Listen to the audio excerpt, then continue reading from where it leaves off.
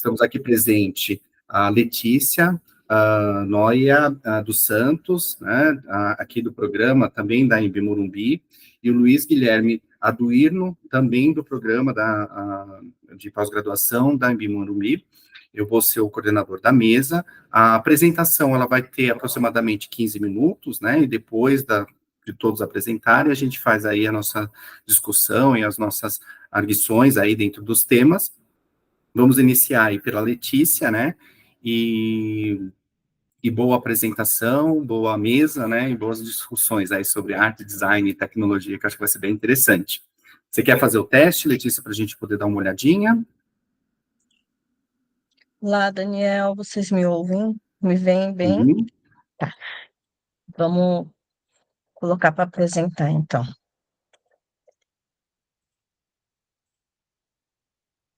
Tá aparecendo para vocês minha tela? Sim, está aparecendo. Ótimo. Vamos lá, então.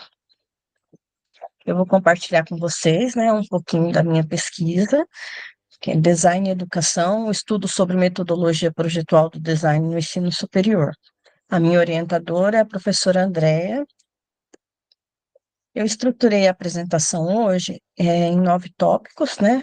Palavras-chave, introdução, problema de pesquisa, objetivos, revisão bibliográfica, design, educação e metodologia projetual, o sumário, conclusão e a bibliografia utilizada.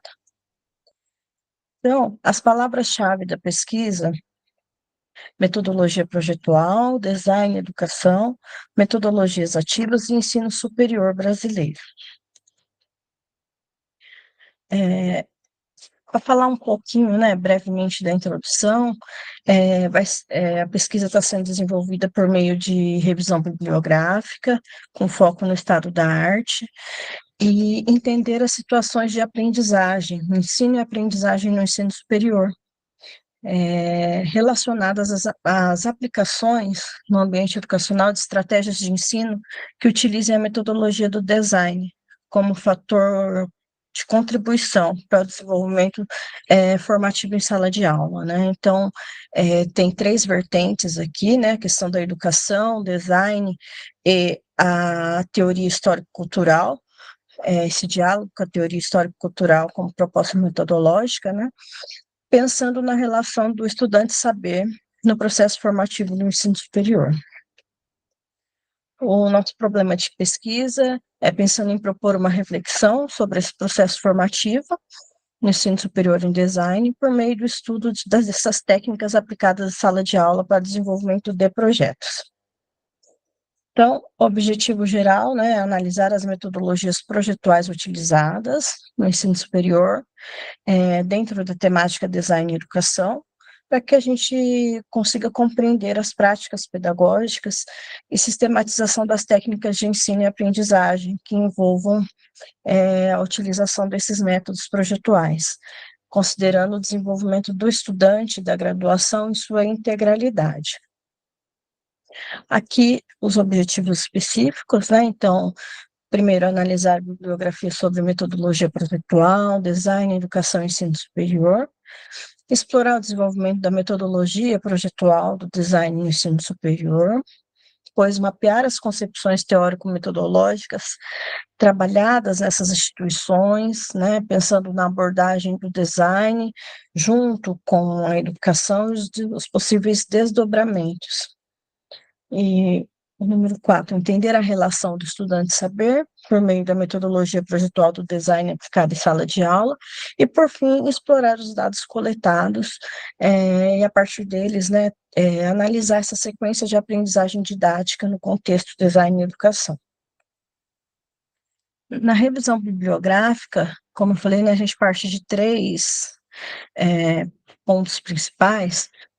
Então, para as abordagens conceituais do design, nós temos os teóricos Baxter, Bonzip, Cardoso, Loback e Munari. Especificamente para as metodologias ativas, nós temos o Marcos Mazetto, com vários trabalhos, né, na área, pensando no papel do docente, essa relação aprendiz e professor com as metodologias ativas. E pensando no processo formativo histórico-cultural, então a gente tem Vygotsky e Leontiev.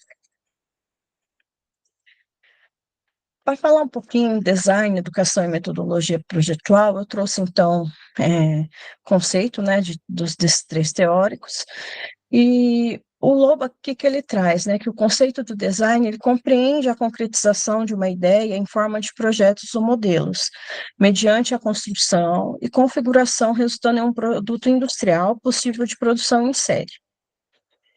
Para a educação, o Leontiev ele traz que o homem é construído a partir das trocas que estabelece das próprias apropriações culturais.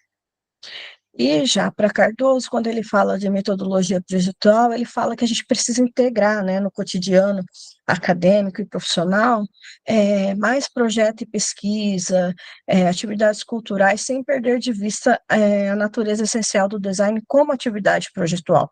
Então, é isso que a gente busca dentro da pesquisa, entender se o processo formativo ele está focado, né, nas atividades projetuais, ou se não está, quais as contribuições ou não contribuições disso. E aí ele fala que é por meio da atividade projetual que os designers são capazes de viabilizar soluções sistêmicas e criativas para os imensos desafios do mundo complexo. Então, eu trouxe esses três para explicar um pouquinho, pensando, quando o Leontiev traz essas apropriações culturais, ele pensa muito tanto no contexto histórico, social, então, político, então a gente abarca num todo, pensando nessa questão de projeto, e na atuação do design em si, né, pensando depois na atuação, qual a relevância social do design, os métodos projetuais envolvem, né, outros aspectos, não a linearidade, a gente sabe que um projeto dificilmente ele é linear, né, então acredito que os três tragam esse conceito, consigam explorar bastante. A gente parte da diretriz curricular do ensino de design, que o que ele traz, né? Que o perfil do desejado para o formando é pensar no projeto de sistemas de informações visuais, objetos e sistemas de objetos de uso através do enfoque interdisciplinar. Então, é pensando as características interdisciplinares em sala de aula, pensando nos projetos de sistema para além do objeto, né? Porque a gente também tem essa visão focada do design pensando no objeto, mas a gente precisa pensar para além do objeto. E então ele fala que o designer, depois de formado, ele tem que ser capaz de produzir projetos que envolvam sistemas de informações visuais, artísticas, culturais, tecnológicas de forma contextualizada e observado o ajustamento histórico, os traços culturais e o desenvolvimento das comunidades. Pensando nesse contexto da diretriz curricular, que eu pensei em dialogar com Vygotsky, né? Porque ele fala muito das informações artísticas, culturais, pensando no ajustamento histórico, e então, por meio da cultura material e imaterial, que é o que o teórico apresenta para a gente. Aí eu trouxe um exemplo aqui do Leontiev, também, que é na mesma linha, né, do Vygotsky, que ele traz o exemplo da tribo dos Guayaquils, né? Então ele fala que a tribo dos Guayaquils no Paraguai é das mais primitivas que se conhecem atualmente, e ela é chamada de civilização do mel, porque um dos seus meios de subsistência é a recolha do mel de abelhas selvagens. É difícil entrar em contato com eles, pois eles não têm um lugar de habitação fixa, então, assim que os estrangeiros se aproximam, eles fogem para outros bosques. Mas conseguiu-se um dia apanhar uma criança dessa tribo com 7 anos de idade e pôde assim conhecer-se a sua língua, que se verificou ser extremamente primitiva. Noutra vez, o etnólogo francês Villard encontrou uma menina de 2 anos no acampamento abandonado pela tribo. Então, o que ele traz, né? Que por meio da educação, né, confiou sua educação à mãe dele, 20 anos mais tarde, ela em nada se distinguia no seu desenvolvimento das intelectuais europeias. Então, dedica-se à etnografia, fala francês, espanhol e português. Então, acho que é pensar nessa questão da educação, que tudo é possível, né? Principalmente dentre as crises que o design tem para além do objeto, pensar nesse desenvolvimento por meio das apropriações culturais. Então, aqui eu tenho o breve sumário, né, do que a gente pretende desenvolver, definição do conceito de metodologia projetual, os tipos, breve histórico e contextualização do ensino superior brasileiro, ensino de design no Brasil, as práticas pedagógicas que são utilizadas no ensino projetual do design, os teóricos, as técnicas trabalhadas, trazer a pedagogia histórico-crítica e o ensino do design e as conclusões acerca do design como estratégia projetual. Aí depois a gente tem as considerações finais, bibliografia, apêndice e anexo. Então, a conclusão, né, que a gente tem até o momento, ao longo do desenvolvimento da pesquisa, é que os projetos de design na atualidade têm sido muito difundidos pelos aspectos estéticos. Então, assim, nossa pesquisa, né, propõe uma reflexão sobre a ideia de que o design esteja para além do objeto, como processo utilizado na resolução de problemas no meio de projetos, né? Então, que a proposta é analisar a formação do design no ensino superior por meio das técnicas que são aplicadas em sala de aula, e assim buscarmos entender o processo formativo do estudante ao longo da graduação. Aqui é a bibliografia. Obrigada, pessoal. Parabéns, Letícia, você foi primorosa aí no tempo. Vamos dar continuidade agora nas apresentações. Convido o Luiz Guilherme para fazer a sua apresentação, fazer o teste aí para iniciar. Luiz?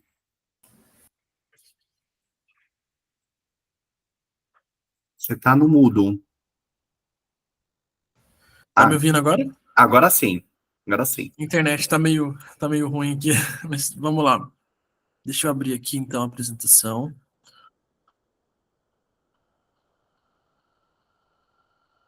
Se quiser se estender um pouquinho, também acho que é possível, porque, enfim, como a gente está com a Larissa, acho que ainda não entrou, ela não vai conseguir participar. Então, aí a gente vai poder discutir aí bastante as pesquisas, que eu acho que vai ser bem rico a troca. Beleza. Vocês estão vendo a minha apresentação? Sim. Tá, gente. Então eu vou começar, né? Me falou alguma coisa? Deixa eu ver. Tá passando? Só para ver agora. Tá sim, tá sim. Tá, Se beleza. você quiser só tirar do lado, né, que tá aparecendo exportar PDF, quiser ocultar com a setinha do lado, tá vendo? Do lado direito, aqui, isso, aqui. Se você pegar nessa setinha que fica na barra da direita, não, do lado, desse lado direito aqui, não tem uma barrinha assim? Aqui? Não, Não? lá do lado direito, tá vendo? Exportar PDF, editar, criar, aonde tá Sim. aparecendo ocultar, lá embaixo. Não, do lado direito. Aqui, ó. Isso, ocultar. Tá vendo esse triângulozinho? Lá embaixo, do lado direito. Isso. Aí, ó, tá vendo? Ocultar. Ah, tá. Isso. Se você colocar na setinha que tá aqui do lado da barra, você consegue ocultar. Aí fica a tela cheia. Isso agora. Tá ocultado ou não? Não, não tá. Mas tudo bem, pode seguir, pode seguir. Não tá interferindo. Tá, deixa eu ver se eu visualizar.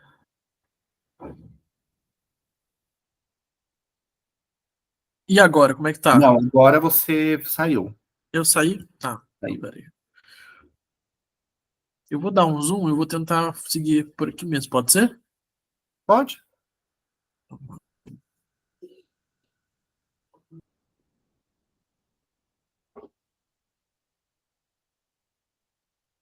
Foi.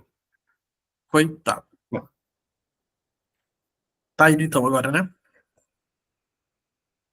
Tá aparecendo? Sim, tá certinho. Vamos lá. Tá. Então, eu vou apresentar minha pesquisa, né, que é a apresentação do Design Consciência, um projeto de divulgação científica da área do design.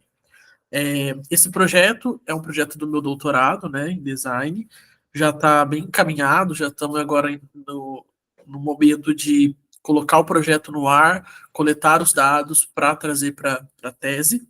Então, uma inquietação que eu tinha, né, desde o começo, quando eu comecei a fazer o doutorado, é que eu queria fazer algo que fosse um projeto, né, para eu poder também continuar, após o doutorado, trabalhando com esse projeto.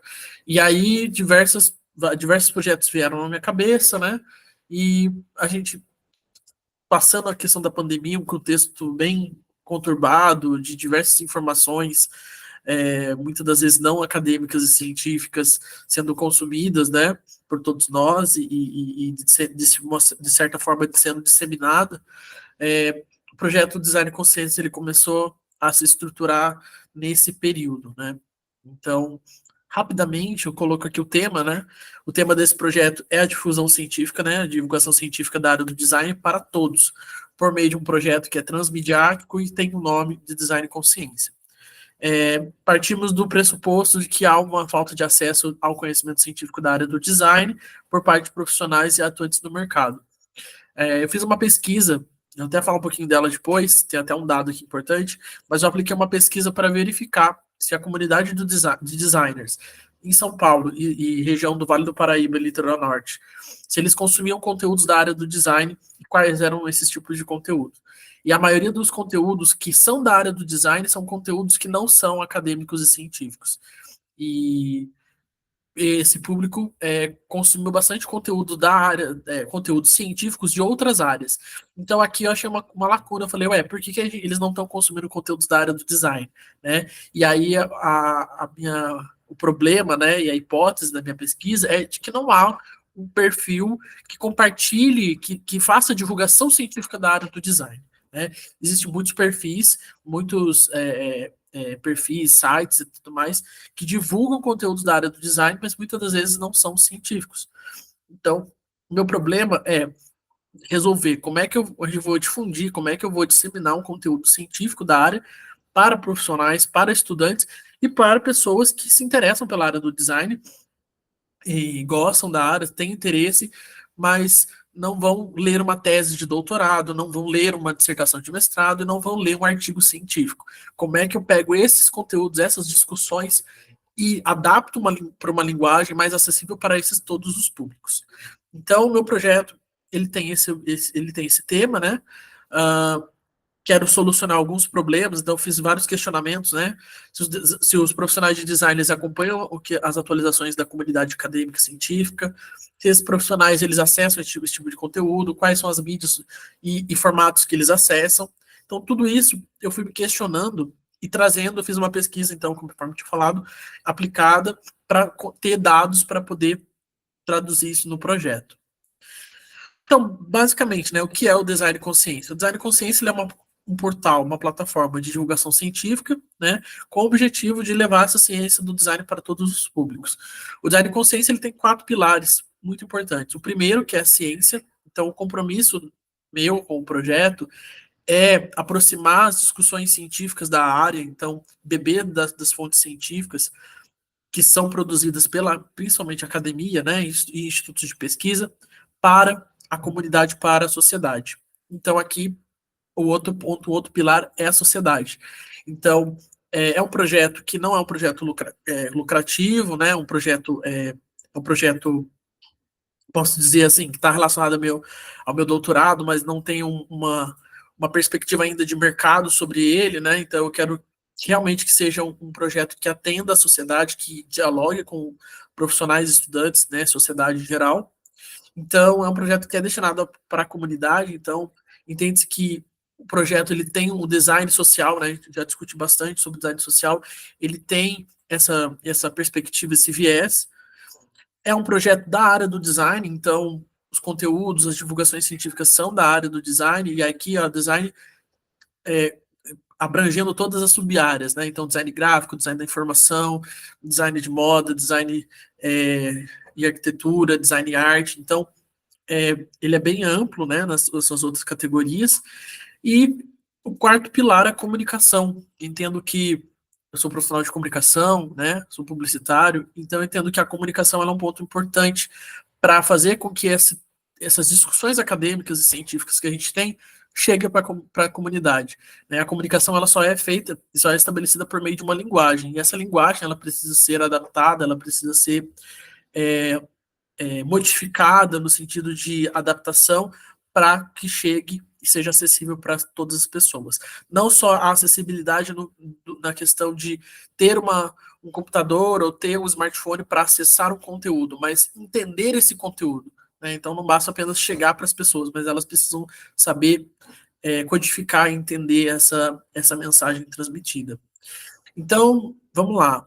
Esse projeto ele foi elaborado seguindo uma metodologia de Munari, né, em qual eu faço algumas adaptações para o projeto proposto. Então, eu sigo basicamente a base de projeto do Munari, mas eu faço algumas adaptações, né? Como, por exemplo, manual de identidade visual, estratégia de gestão de marca, pesquisa de referência, identidade visual. Então, algumas categorias do projeto não tem no projeto do Munari, e eu acabo, então, fazendo algumas modificações que são pertinentes ao projeto. Então, eu vou falar um pouquinho agora sobre o processo de criação, né? Então, conforme eu tinha falado, eu apliquei uma pesquisa no começo para verificar se realmente tinha essa lacuna, né? E como que era uma possível aceitação de um projeto nesse sentido para a comunidade, né? Para os designers. E aí eu tive um total de 80 respostas na pesquisa. E aí a pesquisa ela tinha como finalidade de verificar o acompanhamento dos participantes em relação à comunidade acadêmica, né? Ao que eles vêm pesquisando, e uma das perguntas que foi feita era se eles haviam lido algum conteúdo, algum artigo científico, monografia, dissertação, ensaio ou tese da área do design nos últimos 2 anos. 52,5% dos participantes responderam que não, e 47,5% dizem que responderam que sim. E isso da área do design, né? Então, mostrou um pouco que, deu uma outra parte da pesquisa, deu para entender que a maioria dos que consumiram conteúdos foram mais da área de outras áreas do que da área do design. Então, né, surgiu a necessidade de entender e de propor um projeto para solucionar essa lacuna que eu havia identificado. Então, rapidamente, o processo de criação, como é que foi feito? Fiz uma pesquisa de referências, fiz o desenvolvimento todo da marca na disciplina de linguagem gráfica, né, com a professora Gisela, e recebendo contribuições dos colegas da área, né, do design, nas aulas, e daí depois eu construí essa primeira marca, primeira versão, e aí eu fiz uma avaliação com alguns profissionais da área que já responderam aquela primeira pesquisa que eu tinha feito, agora eles responderam também uma outra pesquisa que era uma avaliação. Então eu criei toda uma metodologia de avaliação para que eles avaliassem essa marca, para ver se estava coerente, quais eram as contribuições que eles poderiam fazer, e aí a partir desse feedback deles eu acabei adaptando, fazendo algumas mudanças, algumas correções, alguns ajustes, até chegar à marca aqui do Design Consciência, como vocês podem ver.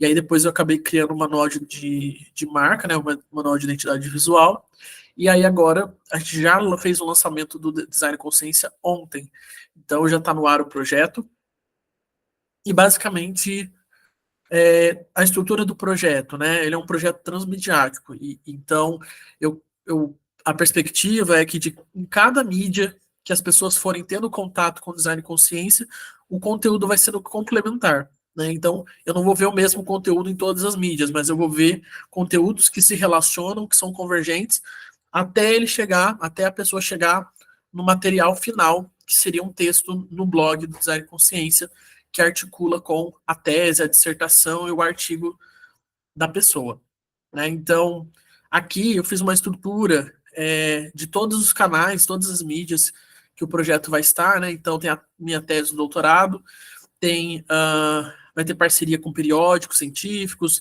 roupas, acessórios, participação em podcasts, participação em eventos, parcerias, então, trazendo alguns cursos, tem as próprias redes sociais com conteúdo no Instagram, no TikTok, o conteúdo no site, conteúdo no YouTube. Então, cada mídia e cada que a pessoa vai ter um acesso, ela vai ter um conteúdo diferente, mas que vão se complementar.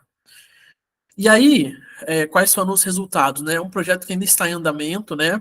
Mas agora já temos um projeto piloto que está reunindo a pesquisa da Tiara Araújo, do Jean Carlos e da Isabela Sagrilo, que são 3 dissertações de mestrado, né, aqui do programa, de 3 ex-alunos do programa, e que eles aceitaram participar desse projeto piloto para estruturar e divulgar a pesquisa deles. Então, são um conjunto de peças, né, de vídeos, artes, textos, que vão ser divulgados com uma linguagem super acessível, mas que as pessoas consigam entender um pouquinho sobre o que nós, pesquisadores do design, estamos fazendo, estamos pesquisando, né?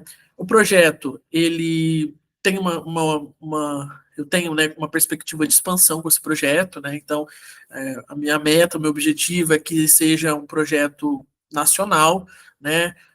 Que seja também um próprio repositório e um olhar para que as pessoas, a comunidade dos designers, consigam ter acesso e consigam olhar e ter esses materiais como até mesmo para sua prática profissional de mercado, né? E que também sirva também de projeto para que as pessoas, os estudantes, possam se inspirar e até futuramente entrar num mestrado, num doutorado na área do design, né? A gente sabe que temos aí uma gama de universidades com cursos de pós-graduação em design, mas em comparação com outras áreas como comunicação e outras áreas, né, correlatas, são programas de mestrado e doutorado em design um pouco menores em relação à quantidade. Então, a minha ideia é que esse projeto ele venha atender essa necessidade, né? E permitir a troca entre profissionais, estudantes e comunidades. O design consciência, então, ele tem uma parte, uma coluna, né, de artigos, e aqui nessa parte de artigos eu convido vários profissionais, vários designers, professores, pesquisadores, para discutir temas importantes da área do design. Então, até, né, já fica aqui aberto, né, para vocês que estão aqui assistindo, que são meus colegas, se vocês tiverem algum tema muito importante de discussão da área, quiserem compartilhar, né, os próprios professores aqui também presentes, quiserem contribuir para o nosso blog, né, a parte de artigos, a gente faz toda uma divulgação de alguns textos que adapta uma linguagem, né, então como é que funciona? Eu faço uma reunião com vocês, a gente monta o texto, adapta essa linguagem para que ela seja acessível e depois a gente faz a publicação. E aí, nesse blog, né, nessa parte dos artigos que tem no site do Design Consciência, são abordados 3 eixos temáticos. O primeiro é o ciência e divulgação científica. Então, aqui tem mais conteúdos de profissionais e pesquisadores de outras áreas, né? Tanto da área da educação, da área das ciências biológicas, enfim, diversidade de áreas, mas que vão discutir a ciência, o papel da ciência e da divulgação científica. Temos uma outra categoria que é o educação e ciência, então tentar discutir como levar a ciência, a divulgação científica na educação, nas escolas, então tem uma perspectiva mais de educação, e depois especificamente de design e ciência. Então, assuntos importantes, relevantes, provenientes até muitas das vezes das pesquisas, né, de mestrado, doutorado e de artigos, que podem também servir como inspiração para a discussão de alguns temas, né? Então, eu já venho trazendo um dos temas, como nessa categoria de design e ciência, como um design menos milagroso, um design mais técnico, um design mais pautado em estudos. Então, faço essa discussão. E aí vira de inspiração para outros também contribuírem com esse projeto. Bom, e aí eu coloquei aqui, né, se vocês quiserem escanear o QR Code, vocês têm acesso ao site, mas o site é www.designconsciência.com. Aqui tem as redes sociais que nós estamos presentes, né, que é o antigo Twitter, né, o X, YouTube, TikTok, Instagram. E conto com o apoio de vocês para divulgar e ampliar, né, o Design Consciência e que a gente possa caminhar juntos nessa. E é isso, muito obrigado pela oportunidade e é Muito isso, gente. bom. Parabéns, Luiz. Eu vou agradeço aí pela fala da Letícia, do Luiz. Eu vou fazer a minha apresentação agora. E aí depois a gente vai fazer esse bate-papo aí, que eu acho que vai ser bem importante essa troca. Um minutinho.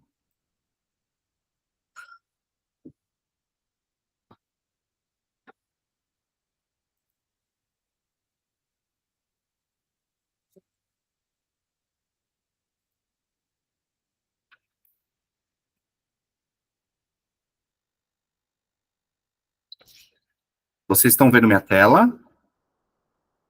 Sim. Ela tá a tela cheia? Peraí, deixa eu só substituir aqui. Alternar. Tela cheia, Agora está, Daniel. só minha apresentação, né? Isso. Ótimo. Então, bom dia, né? A gente está caminhando aí para o boa tarde aí para quem vai almoçar ou está comendo, assistindo. Mas, peraí, acho que eu coloquei do... Ops, né? Começar do começo. Então, bom dia e boa tarde aí para quem estiver assistindo aí e já estiver comendo. Vou apresentar a minha tese, que é Design da Paisagem, a natureza projetada e a intersecção com o ativismo na contribuição do planejamento das cidades inteligentes. Faz parte do programa, né, da EMB Morumbi, do PPG Design, na área de concentração de Design, Arte e Tecnologia, né, e minha orientadora, Suzete Venturelli. Eu quero me apresentar um pouco, que eu acho importante, até para saber um pouco do porquê o percurso da minha pesquisa, né? Sou doutorando e mestre em design pela EMB Morumbi, mas também tenho especialização em gestão de projetos, em design de interiores. Tenho 19 anos de mercado imobiliário, trabalhando com escritórios, né, de arquitetura paisagística, né? Então vocês vão entender o porquê que é a minha relação com a natureza, por conta do meu percurso profissional, além de alguns prêmios, né? Tanto na parte de arquitetura, como de design, como de produto, né, como a revitalização da Praça Benedito Calixto, o prêmio de design do Maison Cerela Perdizes e a Oxford, né, numa linha de louças. Faço parte de alguns grupos de pesquisa, né, que sempre envolve a parte de tecnologia, de arte, a questão da sustentabilidade, tanto na Embi Morumbi, como também na Belas Artes, e fiz algumas exposições de arte em São Paulo, em Brasília e em Paris, né. E é por conta disso, né, que eu quero, eu acho que um pouco da minha trajetória acabou norteando o desenvolvimento da minha pesquisa, tanto da dissertação de mestrado, que foi pela EMB Morumbi, mas também a tese agora, né, de doutorado. E aí eu apresento um pouco da contextualização, e eu acho importante mostrar meio que o grande guarda-chuva, né? Então, eu falo sobre o design da paisagem, né? Dentro do design da paisagem, eu começo a criar um funil, né, e a criar direcionando, né, para o cerne, né, da minha pesquisa. Então, dentro do design da paisagem, eu estou abordando a cidade inteligente, naquilo que envolve o planejamento, né, na natureza projetada, que a gente vai falar um pouquinho isso ao longo da apresentação, por fim, para chegar no ativismo, né, urbano. E aí eu parto, né, da integração da natureza na configuração do espaço urbano, desenhando um papel significativo de percepção dos princípios de sustentabilidade e design.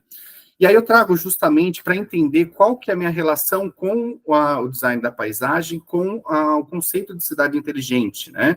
Porque eu estou falando desses elementos de categorização, né? Então, é o espaço verde urbano que envolve as praças, corredores verdes, né? A área de preservação ambiental. Eu falo da questão de monitoramento, né? A questão da conservação das energias, de fontes renováveis, ou seja, os dados que estão permeando, né, o tecido urbano. A infraestrutura verde, ou seja, as ações pública e privada dentro da espacialidade da cidade, que acaba potencializando a percepção do verde, né, e sempre utilizando os dados, né, que geram justamente esses elementos que vão propiciar as ações urbanas, né? E, obviamente, a questão da mobilidade. Lógico que, na minha pesquisa, eu não vou dissertar sobre todos esses pontos, porque o que me interessa é justamente as lacunas que, dentro da estrutura da cidade inteligente, né, da categorização, fomenta esse ativismo urbano. E aí eu trago, né, logo de partida, algumas discussões, inclusive da terminologia da cidade inteligente, né?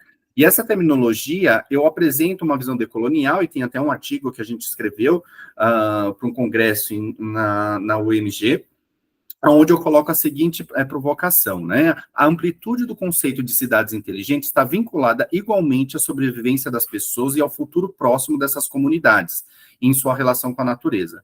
Apresenta uma falha de conceituação, onde a tradução e o uso da palavra inteligente cria uma ruptura em qualquer definição ou proposta que ignore a tecnologias e seja impedida, né, de adotar esse título.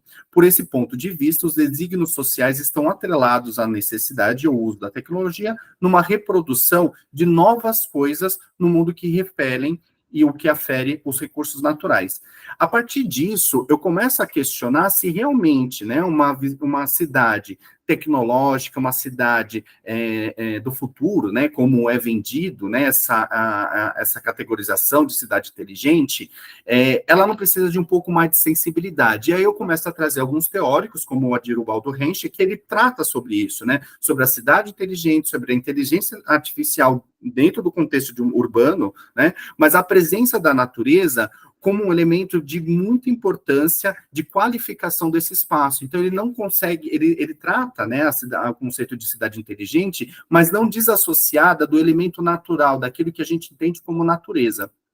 E aí eu também trago no André Lemos, um teórico, né, que inclusive ele aborda, né, a questão da a torre-rede, né, que vem também da pesquisa do Bruno Latour, que está correlata à minha pesquisa, aonde ele tem essa relação do humano e não humano, né, e dos dados, principalmente, né, porque isso é uma coisa que ficou muito evidente durante a minha pesquisa, que toda ação, tudo que a gente devolve para a cidade como uma ação, seja sustentável, de qualificação de espaço, ele é proveniente de um dado, é proveniente de uma fonte, né, algorítmica, numérica, que define exatamente, né, o que você vai fazer, né, e aí eu quero justamente costurar, encontrar essa lacuna naquilo que que não é percebido, que é justamente essa coisa da sensibilidade, né, que às vezes os dados não é tão enfáticos.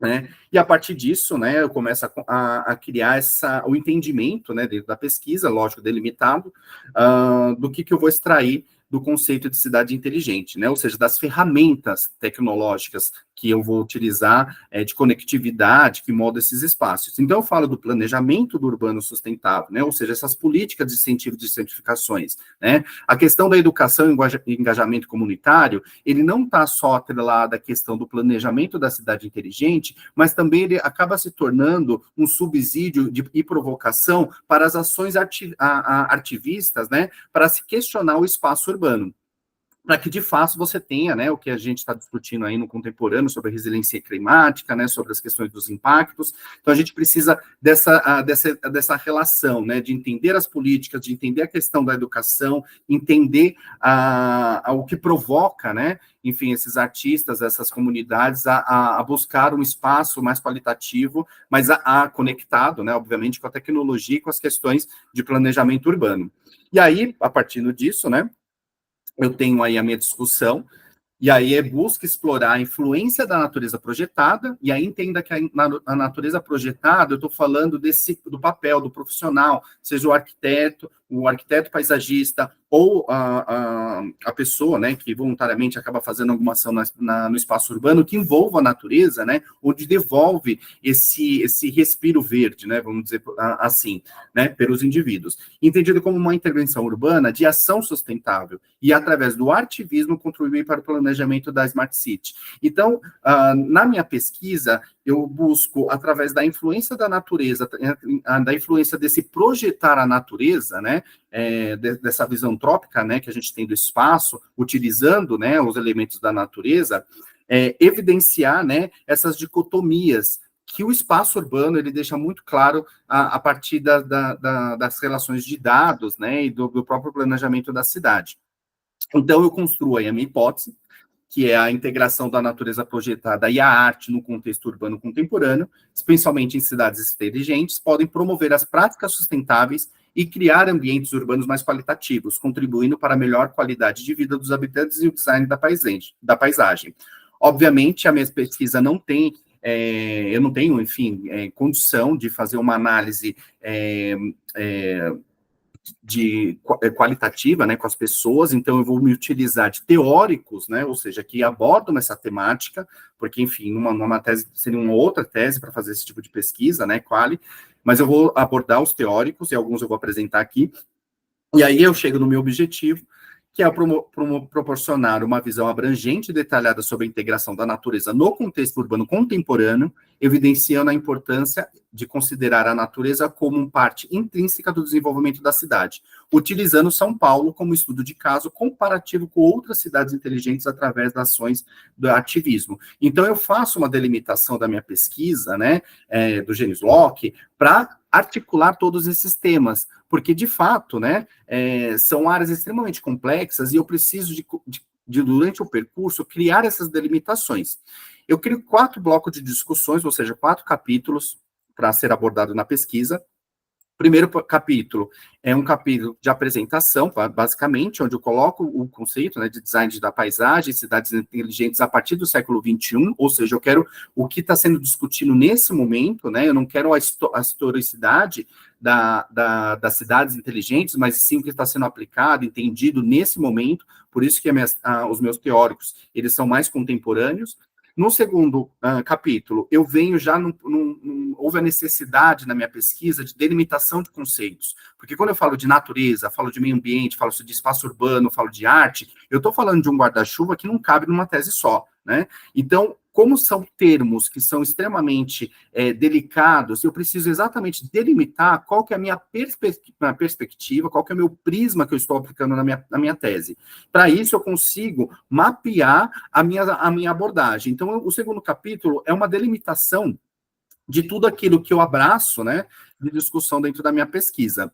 No terceiro capítulo, eu já começo a falar de um diálogo, né, eu já tenho aí toda uma delimitação conceitual, eu já tenho aí todo um arcabouço, né, teórico, né, sustentando a discussão sobre natureza e cidade, e aí eu começo a fazer esse diálogo, né, falando sobre as questões da cidade, ou seja, eu começo a fazer uma análise de dados, né, ou seja, como que está a cidade, qual é a relação socioeconômica, qual é a relação econômica, que isso tem uma relação com a cidade, né, ou seja, com o desenho da cidade, com a percepção do verde, para, enfim, depois, no quarto capítulo, eu apresentar os ensaios, né, e as propostas. E que aí eu vou apresentar alguns aí que estão dentro da curadoria da minha pesquisa. E aí, para vocês entenderem um pouco dessa minha provocação, quando eu falo aí de categorização das cidades inteligentes, dos dados, eu estou falando justamente dessa composição de informações de uma certa forma quantitativa, né, que me questiona, e aí eu fico nessa peleja, né, entre os impactos e os lucros, que alguns teóricos abordam isso, né, onde, por um lado, a cidade inteligente ela vem como uma medida de orientação, né, de desenvolvimento sustentável, a gente tem aí a relação econômica, né, que norteia e acaba segurando um pouco até as próprias diretrizes. E aí eu trago um exemplo, que é no caso do meio ambiente, onde São Paulo é considerada a terceira cidade do Brasil, né, inteligente, e Florianópolis como a primeira cidade, isso em 2023. E aí eu tenho aqui no eixo, né, de meio ambiente, 2 indicadores, né, um de cobertura de serviços de coleta de resíduos, onde as 2 cidades elas estão com um percentual muito favorável, ou seja, São Paulo com 99% e Balneário Camboriú, né, com 100%, porém o índice de recuperação dos materiais é ínfimo, ou seja, eu tenho São Paulo com 0,9%, ou seja, nem 1%, e Balneário Camboriú 3,4%. E aí a minha discussão é isso. Se eu tenho esse dado, eu estou numa qualificação extremamente alta, então eu não preciso chegar a 50% de reciclagem, porque se eu elevar menos de 1%, eu ainda continuo nesse ranking. Então, a discussão dessa questão da qualificação, de analisar qualitativamente o espaço urbano, ele compreende esses dados que acabam camuflando uma série de problemáticas no espaço urbano, que eu tento evidenciar através desses elementos verdes, né, ou seja, da natureza na cidade, né. E aí eu trago um dos teóricos, que é o Morozov, né, e abri a Francesca, que ele fala o seguinte: na ausência de outras soluções mais acessíveis, de aplicação imediata para deter as mudanças climáticas, as cidades continuarão buscando soluções digitais corporativas, ao mesmo tempo que qualquer oposição significativa a esse processo poderá resultar em ira dos ambientalistas. Então é isso, né, a gente sempre tem uma ação em prol, né, de sustentabilidade, né, priorizando, né, um espaço contemporâneo mais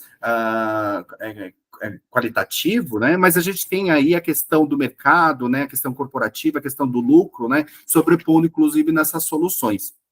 E aí vem a minha parte, né, a analítica, né, tanto dos artistas como também dos dados que a gente tem disponíveis sobre a espacialidade da cidade, e aí eu trago aqui um paralelo para a gente, enfim, poder analisar e poder discutir, né, porque isso envolve a questão da educação, a questão do planejamento, a questão da percepção do verde na cidade, e aí eu coloco aí o Jardim Paulista, que é uma região nobre da cidade de São Paulo, e Paraisópolis, né, que tem a sua relação de comunidade, as suas questões sociais e econômicas, né? Então, a gente tem a primeira representação imagética, que vem através do Google Maps, onde a gente já tem uma dicotomia espacial perceptiva, né, dos espaços que são verdes e dos espaços que são mais áridos, né, se você fazer uma comparação.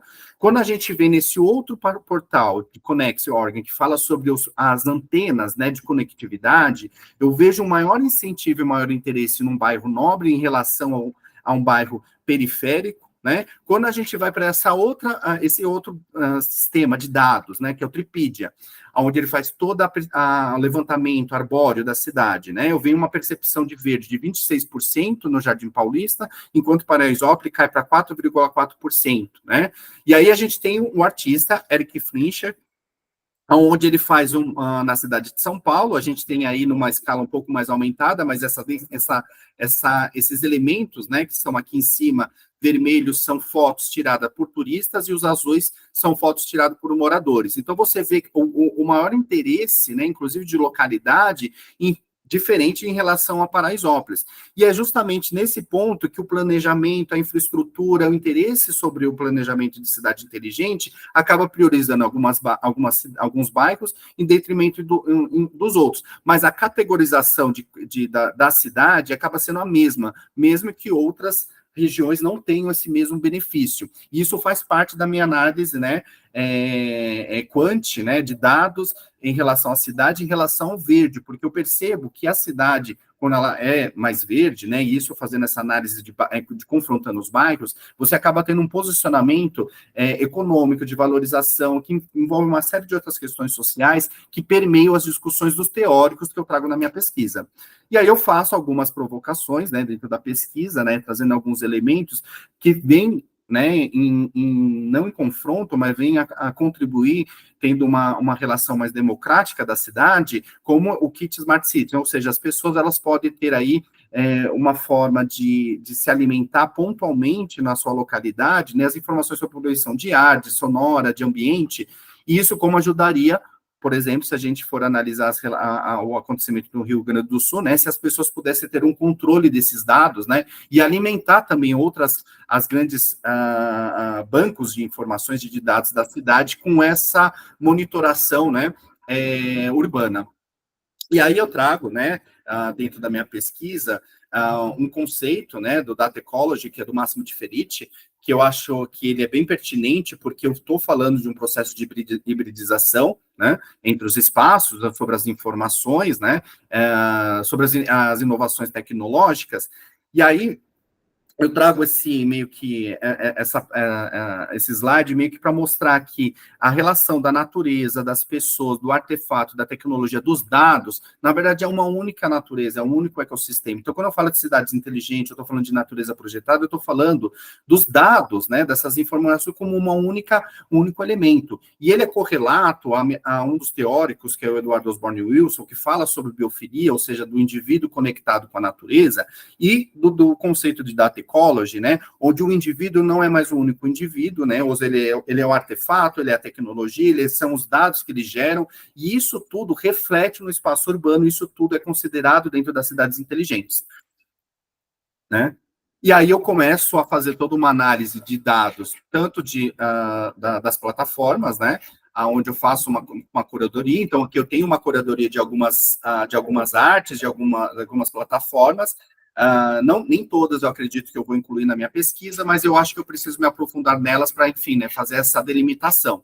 mas eu tenho o Henry Fincher, por exemplo, que faz esse trabalho de mapear, né, os interesses, né, você pode ver aí a parte do Ibirapuera e da Paulista, como ele é muito mais interessante no sentido de pontos turísticos, a gente vê aí quase uma anulação da cidade, né. Aí tem o Bijari, que tem todo um trabalho de intervenção urbana, onde ele introduz o verde em áreas urbanas onde o verde é quase silencioso, né, ou está sobre, enfim, né, apagado diante dos artefatos arquitetônicos, né, dos prédios, das arquiteturas, né, a relação da Gisele Bigman com os dados, com a natureza, né, e que envolve a espacialidade da cidade, então isso é um item que me interessa, e que faz parte também das proposições analíticas sobre o espaço urbano e sobre os dados que a cidade oferece, né, e aqui, novamente, a botânica tirânica, o que me interessa aí é essa visão decolonial, a mesma visão decolonial que eu apresento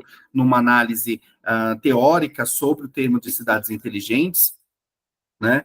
E aí algumas provocações que envolvem a natureza e a cidade, que também eu utilizei na minha dissertação de mestrado, no programa da IMB Morumbi, como a da Roberta Carvalho, do VJ Suave, né, onde fala sobre a cidade, fala sobre a natureza, e nessa simbiose, né, tecno, dados, urbano, indivíduo, que eu acho que é algo que é bastante interessante, né? E aí o Eduardo Sur, que também tem uma provocação ativista, né, sobre a questão de sustentabilidade, o biólogo Ricardo Cardim, que tem um programa, né, que é a Floresta de Bolsa, onde ele tenta requalificar a cidade, né, reconstruindo o bioma da Mata Atlântica, né, então é uma ação ativista de proposta, né, de intervenção urbana, e com isso, né, eu consigo fazer algumas propostas práticas, né, que isso o programa auxilia, eu acho que é bastante benéfico, né, aonde eu consigo traduzir. Na minha tese, a intenção não é falar dessas propostas, mas é como um complemento do artivismo, né, que eu estou estudando e do artivismo que eu estou propondo de acordo com os dados que eu estou colhendo. Então, tem o Manifesto da Natureza, a Cédula do Caos, a instalação que foi realizada numa exposição da Xenopaisagem, que é a Tanajura, o TecnoSeiva, que eu apresentei no Design Week, né, de 2024, e agora, né, a instalação que eu recebi aí a aprovação do Ecotecnoceno. Assim eu encerro a minha fala, agradeço os ouvintes aí por terem ouvido e acompanhado, e aí a gente vai abrir agora a discussão, né, e a troca enfim, né, de conhecimento de todas das 3 apresentações, que eu acho que foram bem felizes. Como eu fui, enfim, estou sendo um coordenador e a minha apresentação foi a última, então eu vou me dar o direito de falar um pouco do trabalho, e aí a gente começa um pouco essa discussão, né, como a sala tá bem pequena, né, então acho que dá para fazer essa articulação, tá? Queria agradecer, né, a Letícia e a Luiz, que eu achei o trabalho de vocês incríveis, e eu acho que, Luiz, eu acho muito interessante a sua plataforma, já te sigo aí no Instagram, então, assim, eu estou vendo aí o seu empenho aí sobre a questão de democratização, eu acho que da linguagem acadêmica, né, e eu acho isso muito bacana, e eu acho que tem uma conversa muito interessante com o trabalho da Letícia, né, que envolve essa questão de metodologias. E aí eu queria dizer que, no caso do trabalho da Letícia, né, eu achei muito interessante quando você falou sobre as referências sociais do design, né, principalmente quando você apresentou a questão da tribo, desculpa se eu falar errado, mas é a tribo Guaiaquis, né, acho que é isso, né, sobre a questão do aprendizado. E aí me vem uma questão que eu gostaria que você também, se pudesse falar, né, sobre qual que é essa metodologia que a gente está acostumado, né, enfim, que a gente acaba replicando, né, quando a gente vai para outras culturas, e aí você está falando de uma tribo, né, que no final o aprendizado foi o mesmo, né, eu fiquei pensando se de repente essa perspectiva regional dessa comunidade não deveria ser colocado também em protagonismo, inclusive no aprendizado, né? E aí eu sempre lembro um pouco da estrutura, né, do Paulo Freire na questão do aprendizado, né, de como que ele adaptou todo o seu ensino né, e para, enfim, né, tirar uma comunidade, né, do ostracismo, né, enfim, para aprender a ler, escrever de uma forma rápida dentro da própria, respeitando a sua própria cultura. E aí eu fico pensando se no campo do design a gente também não poderia fazer a mesma coisa, né, se a gente começasse a focar mais para o cultural, né, e esse pensamento social, se de repente não seria, né, eu não sei se uma metodologia, mas um modo de aprendizado bem interessante, né, do campo do design, né, e não só não mais uma forma, né, de aprender, mas uma forma de entender essas outras comunidades, que eu acho que faz muito, que casa muito também com o trabalho do Luiz, né, que, enfim, ele está criando toda uma, que eu entendo, uma democratização do conhecimento, né, porque não só no design, pelo menos na minha área que é de arquitetura, né, os alunos aprendem pelo TikTok, pelo YouTube, pelo Instagram, né, pelo Pinterest. Então, assim, eles têm uma outras fontes de conhecimento, né, e isso, quando chega no meio da sala de aula, né, se utiliza disso para formatar o seu trabalho. E aí a gente, como professor, a gente vai, né, orientando, né, e nutrindo todas essas informações para se tornar uma coisa mais palatável, uma coisa um pouco mais substancial, mais concreta, né? Mas eu acho que essa questão da transmídia, essa questão de você colocar, né, o midiático, né, numa linguagem mais popular, eu acho extremamente importante, né, porque tira essa coisa do elitismo do acadêmico, né, que eu acho que é a mesma coisa que a Letícia apresentou no trabalho dela. Bom, gente, já falei demais agora. Deixo com vocês aí um pouco também. Obrigada, Daniel, pelas contribuições. Acho que o intuito, né, quando a gente traz o design, é pensar mesmo nessa questão social, o que a gente forma, o que nós temos formado, né, dentro das academias e para quê. A gente teve uma democratização do ensino, sim, a gente tem, mas a gente também precisa pensar que não pode formar um profissional só para o mercado, né? A gente precisa pensar nos aspectos ambientais, a gente precisa pensar que a sustentabilidade não tem que ser mais um diferencial, ela tem que ser parte integrante dos projetos desenvolvidos. E quando eu trago, né, o exemplo da tribo dos Guayaquiles, é exatamente isso, é pensar que nós, enquanto seres sociais, a gente não desenvolve se a gente não tem o outro, o próximo, né? Então, é pensar nessa horizontalidade mesmo do design, que abarque, né, as questões sociais, políticas, a gente sabe das crises que o design enfrenta para reconhecimento, então, acho que é por aí. Não sei se eu contextualizei dentro do que você queria, mas vamos conversando, a gente tem um tempinho ainda. Gostei muito do projeto de vocês, parabéns. Acho que é muito significativo ver as áreas que o design abarca. Então, isso é muito bacana.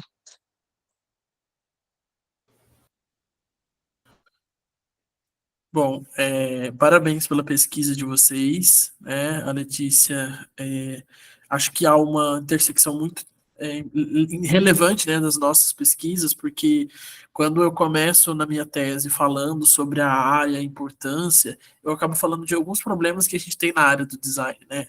Essa falta da formação profissional, de não ter um reconhecimento, um órgão regulamentador, ah, qualquer um faz e tem o título que, né, por exemplo, isso é muito comum no design gráfico, né, então a pessoa não precisa fazer uma faculdade para ela atuar, né, e isso ainda é muito cultural, né, a pessoa fala, não, mas eu não preciso fazer faculdade agora, eu vejo um curso aqui, eu vejo fulano de tal, né, aqui no TikTok, no Instagram, eu faço um curso rápido de um mês ou de uma semana e tá tudo certo, e tenho minha prática diária, né, com os programas, com criação, né, se relacionando com outros profissionais e aí acabo me tornando design, né.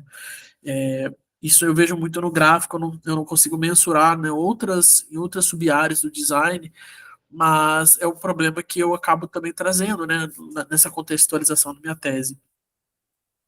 E, e aí, só para fazer uma articulação com o que o Daniel falou, é justamente tentar fazer com que esse conhecimento que a gente está discutindo aqui, isso chegue para todo mundo, né, de uma linguagem mais acessível, né, que muitas das vezes as pessoas elas não vão ler uma fundamentação teórica, né, por exemplo, Rafael Cardoso, entre outros autores, para entender e para discutir esse assunto, né, então como é que a gente faz essas pessoas terem esse conteúdo, né, então eu tive um trabalho assim, eu acredito que eu consiga defender até o final do ano, até novembro, porque já estou na reta final assim do projeto, aplicação no projeto, coleta de resultados e a escrita do último capítulo, né, da última parte do último capítulo da tese, que é que eu vou discutir esses resultados. Mas eu tive já nos outros capítulos uma grande discussão sobre informação na era digital, né, desinformação, que é algo que a gente vai ter que, pelo menos eu vejo que tem que competir muito, né? Como é que eu vou competir com uma informação simples e rasa, né? Mas ao mesmo tempo eu preciso ser uma linguagem super acessível que a pessoa vai consumir de forma rápida, né? Então, encontrar esse equilíbrio, né? Eu acho que é importante na divulgação científica. Então, eu faço essa discussão. No primeiro capítulo, eu também faço uma discussão sobre comunicação, transmídia, até mesmo bebo da fonte esqueci o nome dele agora, foi orientando do Sérgio, que fala sobre design transmídia, esqueci o nome, o Dário Mesquita. Acabou falando um pouco sobre design transmídia, então tentar entender esse projeto, né, é um projeto de design, mas para uma perspectiva transmediática. E aí no terceiro capítulo eu discuto um pouco sobre divulgação científica. E aí para divulgação científica eu tive que ir para diversos autores de diversas áreas, diversos projetos. Então faço um estado da arte, né, para ver quais são os projetos que existem nas universidades de divulgação científica, de pessoas, influenciadores, né, divulgadores científicos. Inclusive faço algumas análises de alguns perfis e de alguns projetos para tentar entender como é que funciona isso, como é que é feito e como que eu consigo trazer isso para o design. Então eu vi alguns perfis de design que se aproximam um pouco dessa ideia, mas ainda não fazem divulgação científica, faz mais divulgação de eventos da área do design, eventos científicos, né? Talvez alguns trabalhos falam, olha, né, tem um artigo tal na revista tal, né? Então, se quiser ler, né, entender mais sobre esse assunto, leia nesse artigo, mas ainda não é uma comunidade em geral, é uma comunidade de acadêmicos apenas. Então, eu fui tentar entender como é que funciona, como é que está sendo desenvolvido para fazer essa minha proposta. E aí eu faço essa proposta consultando designers, né? Então, eu acho que um dos grandes diferenciais da minha pesquisa é a participação. Então, tem pessoas, designers que são de mercado participando, estudantes, tem gente que não é estudante, tem gente que é professor, tem gente que é pesquisador, diversos lugares do Brasil que contribuíram com esses olhares, né? Na predominância aqui no estado de São Paulo. E acho que tem muita essa articulação de como a gente faz com que essa discussão que a gente está tendo aqui, isso chegue para mais pessoas. Tem alguns autores até que falam, Daniel, que você falou da popularização, tem alguns termos na divulgação científica que a preferência é a fala mesmo da divulgação, né, democratização do que a popularização em si, porque aí tem algumas perspectivas de termos, que não é um termo ideal, né?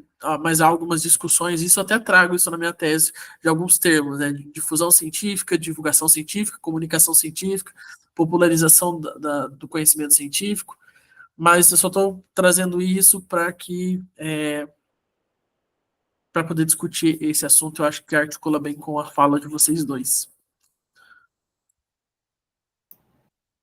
Essa questão do divulgar, né, os trabalhos, eu acho muito bacana mesmo, muito interessante. E assim, tudo acaba voltando para a área da educação, né? Porque a sua tese, você está querendo educar as pessoas, né? Conhecer mais o campo do design, né? A Letícia, ela está buscando uma nova forma, né, uma nova perspectiva, né, ou estruturar uma perspectiva já existente sobre o campo do design e da educação, né, e eu, de uma certa forma, estou buscando aí uma forma de integrar o cidadão dentro da cidade, né, para que seja mais ativo e que compreenda, né, a importância da natureza, né, no seu dia a dia. E eu acho que é isso, né, eu acho que esses congressos ajudam a juntar, né, essa luta, né, da educação, de conhecimento, né, de novos olhares sobre a vida, né, porque tudo isso acaba influenciando, né, a gente está falando de comunicação, está falando de educação, a gente está falando de cidade, a gente está falando de natureza, está falando de um monte de coisa que está tudo, né, conectado, e não dá mais para a gente ficar só se separando tudo em caixinha, né, então tem que ficar tudo junto e resolvendo tudo ao mesmo tempo, mas muito bom. Ok, alguém quer mais falar mais alguma coisa? Não, Daniel, acho que você também trouxe uma perspectiva bacana, né, dessa questão de pensar cidades inteligentes, né, sobre um viés diferenciado. Gostei muito das contribuições de vocês, agradeço pelo debate. Obrigada. Parabéns, gente. Um abraço aí para todo mundo. Obrigado, pessoal. Boa semana aí, parabéns pelas Obrigado, pesquisas. pessoal. Um grande Parabéns. abraço, obrigado, Suzete, obrigado, Obrigada, Juventus. tchau, tchau. Tchau, tchau. Parabéns. Tchau, obrigado. Parabéns. Obrigado. Obrigado, gente. Tchau. Tchau.